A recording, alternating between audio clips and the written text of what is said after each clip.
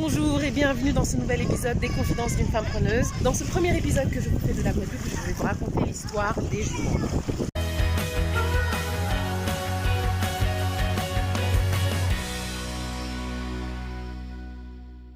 Si c'est votre première fois sur la chaîne, bienvenue.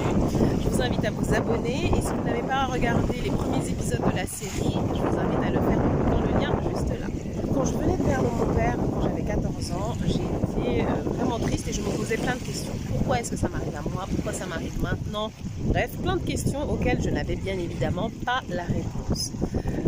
Et puis j'ai commencé à me trouver des excuses, c'est-à-dire que je me disais, bah voilà, si mon père avait été là, j'aurais été dans une meilleure école. Si mon père avait été là, je n'aurais pas eu autant de difficultés en arrivant en France. Si mon père avait été là, voilà. Puis il y a eu plein de choses qui m'ont permis de me remettre les choses en contexte. D'abord mes voyages.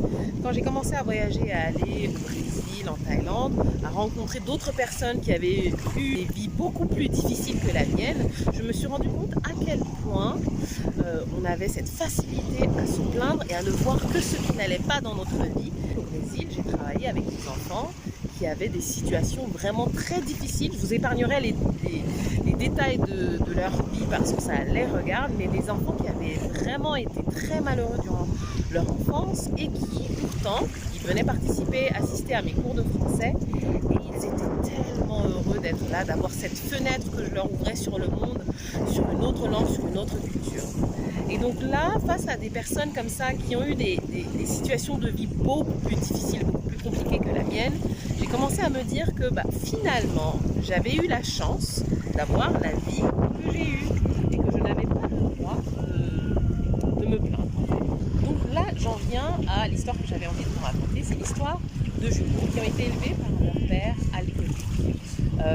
Leur père les battait, il les maltraitait, il était malheureux dans sa vie et du coup il noyait son chagrin dans l'alcool parce qu'en fait il a perdu sa femme lorsqu'elle mettait au monde ses jumeaux. Cette frustration il l'a transférée à ses gamins.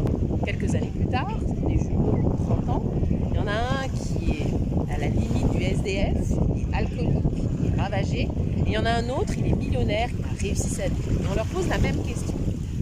Pourquoi est-ce que tu es si malheureux dans ta vie? Pourquoi tu es alcoolique? Le jumeau en question répond à cause du père que j'ai. On demande à l'autre jumeau pourquoi tu as aussi bien réussi dans ta vie? Et lui, qu'est-ce qu'il répond? C'est grâce au père que j'ai.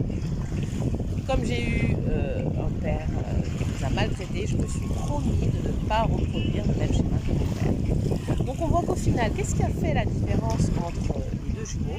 Eh bien, c'est la responsabilité qu'ils ont prise par rapport à leur vie. Et certes, la vie leur avait servi des citrons. Donc ils avaient eu un père qui avait eu du mal à gérer la disparition de leur mère. Mais chacun a décidé de prendre ces citrons et d'en faire quelque chose de différent. Il y en a un qui a rejeté la responsabilité de ce qui leur était arrivé sur son père. Et il y en a un autre qui a décidé de prendre ses responsabilités et de transformer cette expérience difficile en force. Il a démultiplié pour arriver à réaliser une vie de rêve. Cette histoire, plus les personnes que j'ai eu à rencontrer et encore d'autres personnes, quand on voit des parcours comme celui de Oprah Winfrey, qui a été violée, qui a été maltraitée, à qui on a dit à plusieurs reprises que sa place, avec le physique qu'elle avait, n'était pas à la télé, et qu'on voit ce qu'elle est devenue aujourd'hui. Quand on voit quelqu'un comme Louis Vuitton, oui, Louis Vuitton, vous savez, la marque de luxe française, eh bien le petit Louis, il a été élevé par une belle-mère, il a perdu sa mère également très jeune, sa belle-mère le maltraitait et son père ne faisait pas grand-chose pour éviter cela.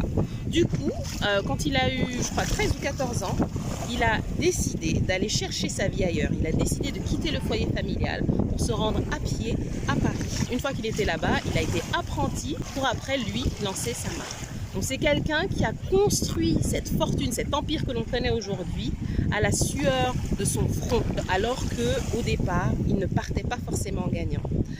J'ai également regardé le TEDx d'une personne qui n'a ni bras ni jambes, je ne me souviens pas de son prénom, mais je mettrai le lien vers le TEDx dans la description de cette vidéo.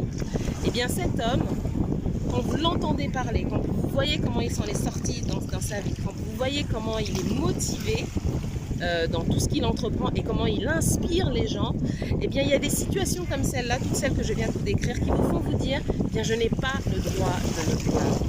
Donc à partir du moment où j'ai compris cela, j'ai décidé que le fait que j'ai perdu mon père jeune n'allait plus jamais devenir un prétexte pour justifier quoi que ce soit. Je me responsabiliserai par rapport à ce qui m'arrive dans ma vie. C'est moi qui décide, c'est moi qui ai les clés en main et c'est moi qui peux décider de faire de tout ce qui m'arrive dans ma vie une force, même s'il y a des choses que je ne contrôle pas qui m'arrivent. Donc voilà.